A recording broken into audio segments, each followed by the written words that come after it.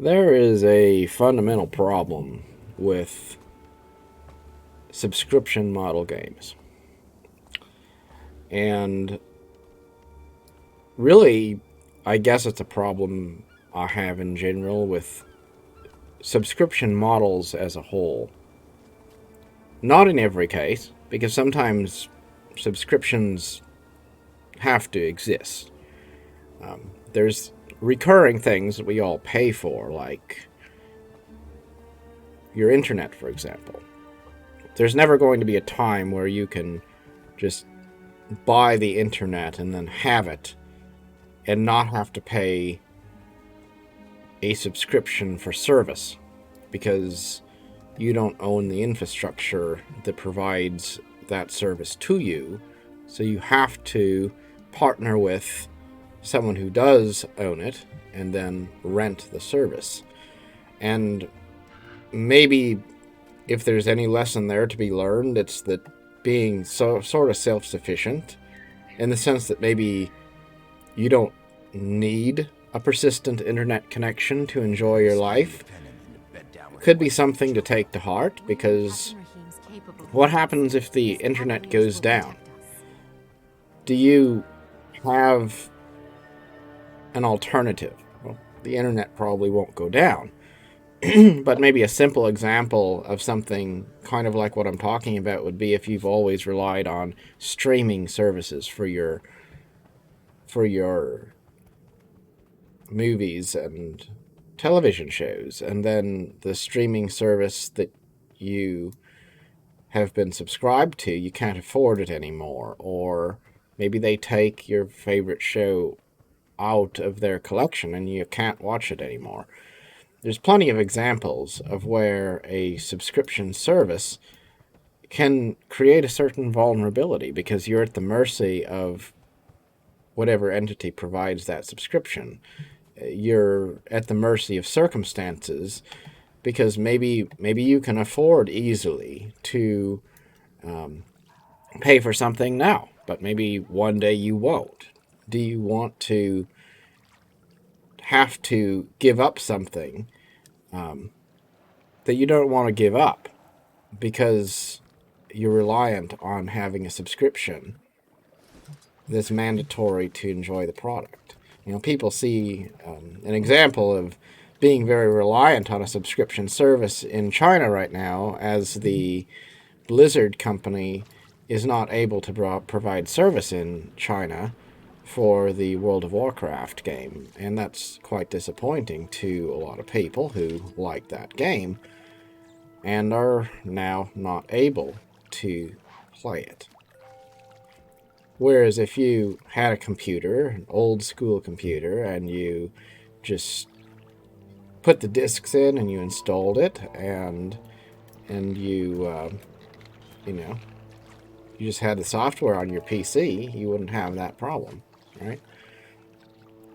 So there's benefits to subscriptions, but also certain causes for maybe some concerns about them.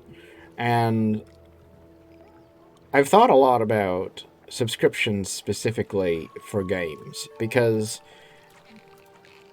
it just seems like they're quite manipulative, maybe more so than any other sort of subscription, because they make you think that you really, you can't afford not to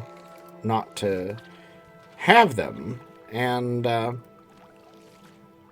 it's really kind of a deceptive, um,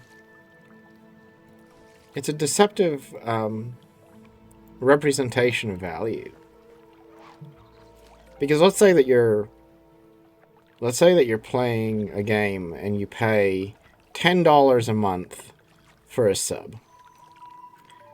All right, so that's $1,200, or sorry, it's $120 a year that you're playing to play this game.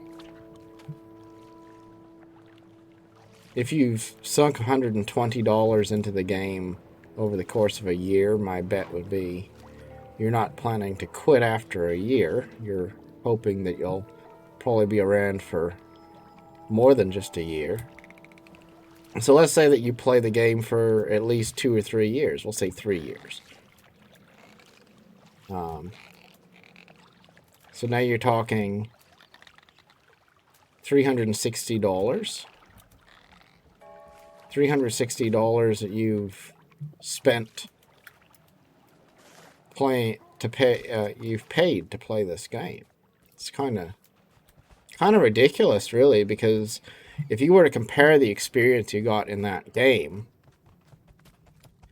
to the quality of other games that you would just buy once and then play forever, is it really worth it? Is it worth spending hundreds of dollars?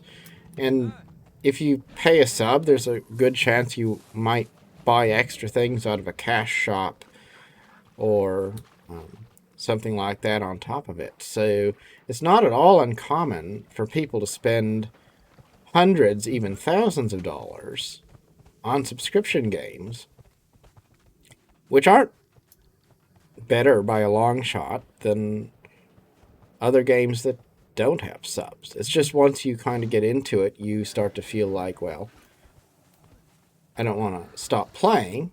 It is a good game, and sure, it's a good game. I'm not saying it isn't. But is it worth hundreds of dollars for that experience? Because if you stack it up against other games that don't have subscriptions, you're probably going to find that there's a lot of games you'd pay $50 for, and you'd have a just as good of a time, maybe a better time.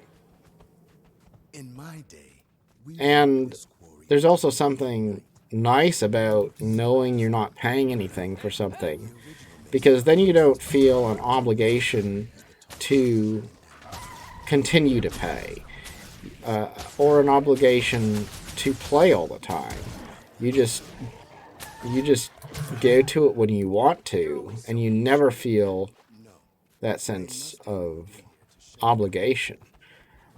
So really, a truly free-to-play game that you buy, pay to own, is going to be a lot more respectful of your time than one that is not. Because why would you pay a sub that costs you hundreds of dollars a year if you're not going to play the game? So then you start thinking, well, I got to play the game. And then once you've sunk hundreds of dollars into it, you're going to think, well, why would I stop? You know, that's the sunk cost fallacy.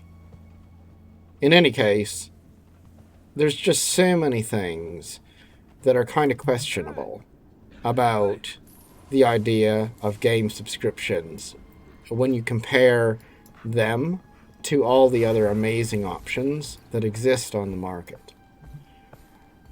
Now, you're probably not going to eliminate your internet bill. You're not going to eliminate a few of those things that really provide a sort of a universal value. But it should also be noted that something like the internet isn't just for gaming. It's something that you can use for a lot of different useful cases. You could be entertained by it. You could be educated by it. You could use it for business. So when you pay a subscription for something like the internet, kind of like when you pay a perhaps rent for a home you live in, you're not using it for just one thing. You're using it for a lot of different things that all have value. So if you don't get one kind of value out of it, you're going to get a different kind of value out of it. And that's where the subscription games really don't have that to offer, because they are just one game. It's one experience. And so I think, cutting out those subscriptions is not a terrible idea.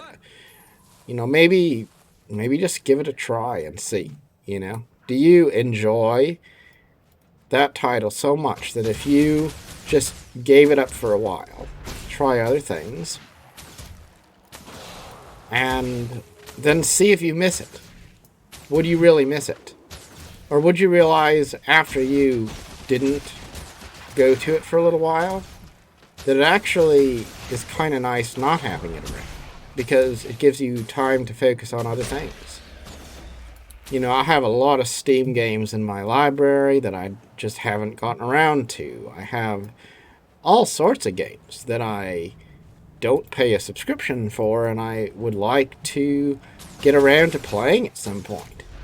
But I can't do that if I am always sinking my time into something that's really grindy and time intensive, and that gets my first attention all the time.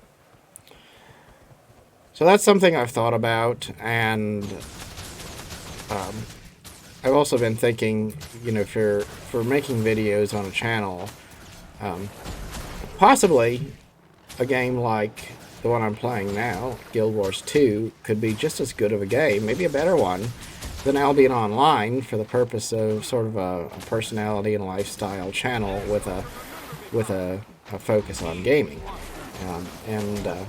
In the case of this channel, the goal has been to kind of have some element of an MMO that we focus on and play and things casually, but more specifically, just to focus on a lot of different titles of interest, or maybe even some things that aren't gaming related.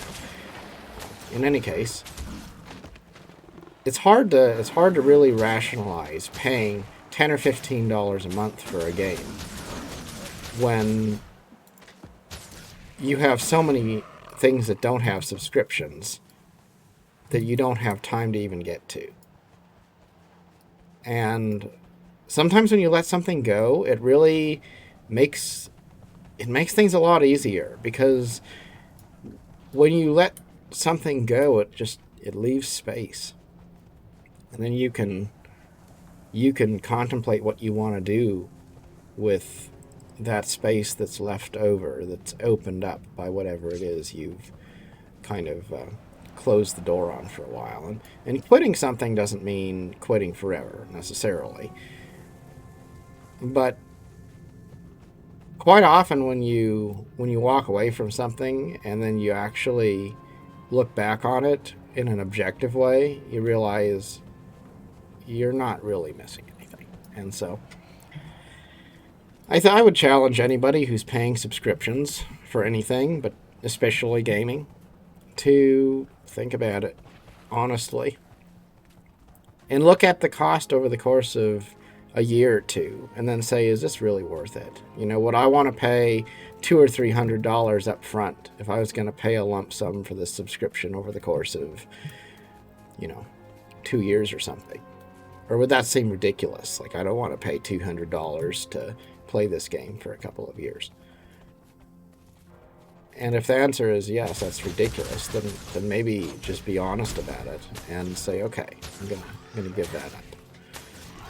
It's amazing how much money we waste on the nickel and dime stuff that we don't really get anything out of. It's just so easy to subscribe to something because somebody makes the case that it would be cool to have a subscription, and so we do it. And then once we have it, we feel like we don't want to see what it's like not to have it.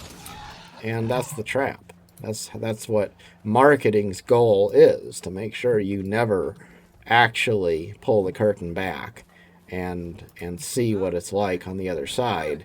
Because if you actually do that, you might never come back as a customer. So give it some thought. Maybe cancel a subscription or two. Probably wouldn't kill you, right? Till next time, thanks for watching. Goodbye.